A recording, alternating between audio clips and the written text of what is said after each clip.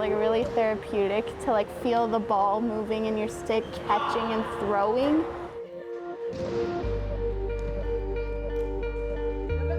The rush, the high, that's what keeps you going. Tough times at school and you come out and you play lacrosse and you totally forget about it for a while. Win or lose, it's the best medicine.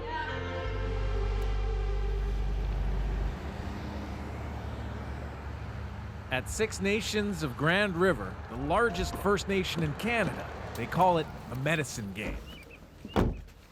Mackenzie and Taylor Deliri have driven nearly 2 hours just for a practice. Go out. Not any old practice, though. This team of girls from across Ontario is getting ready for the North American Indigenous Games in July. Nice. Yep, now you get back up there. The first time in the 25-year history of the Games that women's box lacrosse teams will be allowed to participate. I want aggressiveness on my defense. In a rough and tough sport synonymous with male power in many Indigenous communities, coaches Pat Pembleton and Miquan Tulpin say these girls represent change. Lacrosse is known as a medicine game, and it was made for the men in that respect. So women's lacrosse itself has been taboo because there's an energy that women have around surrounding their mood time. Here. Yeah, ball! Come down, you gotta come down. A lot of our nations don't allow women to play lacrosse. So to me, that's a big honor to be here coaching these girls that are allowed to play.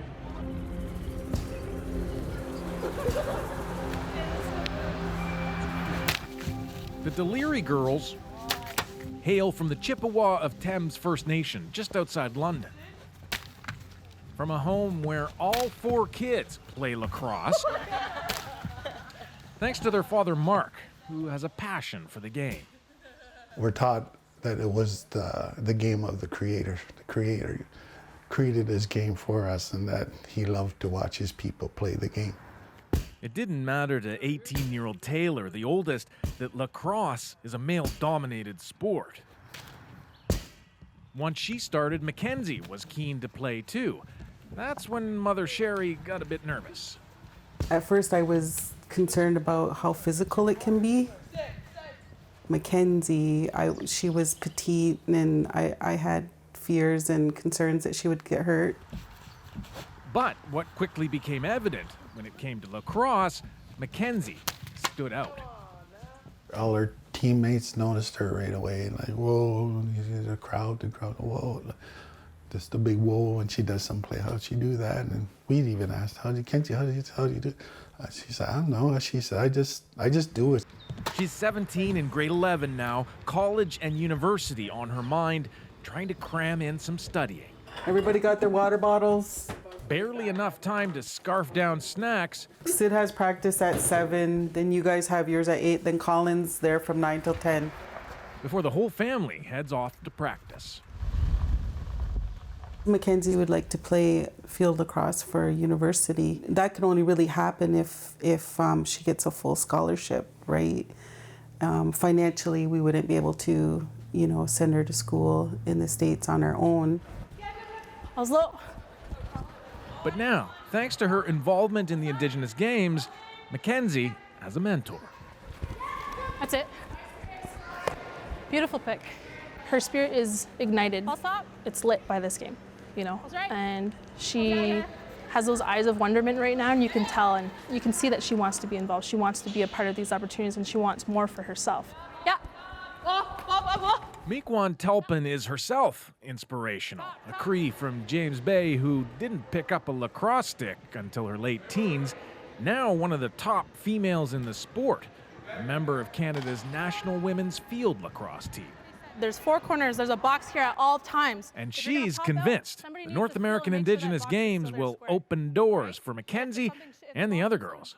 There's a history that's taking place here, and they get to be a part of that. And I think we've had a higher attendance at the tryouts as well as the practices for women participating beyond the men right now. And that just goes to show the excitement and the dedication that they have to wanting this opportunity for themselves. Oh, this is pretty big. That excitement is mounting with the games a month away as players size equipment and anticipate a gathering of nations in the name of sport.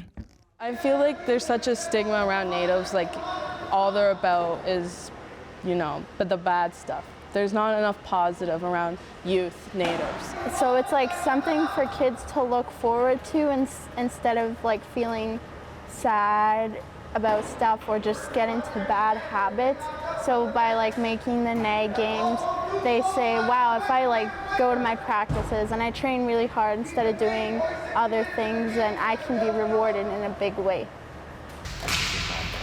So practice they do back at home, where Mackenzie and Taylor both play for a local girls team in London.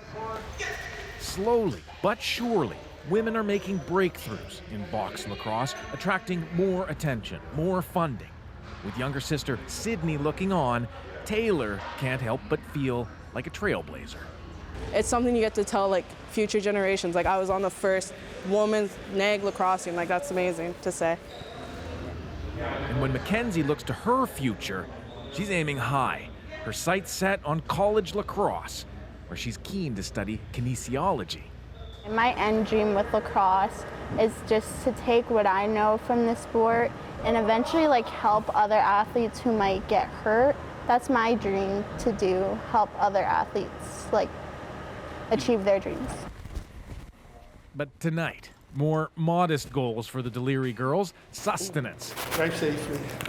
So after a quick stop to visit Dad at work, We're eating good tonight, ladies. time to head home. It is, after all, a school night. Sports have the power to motivate, discipline, teach. And in Indigenous communities across North America, teams of dedicated youth are getting ready to shine at games they call their own. Duncan McHugh, CBC News, Chippewas of the Thames First Nation.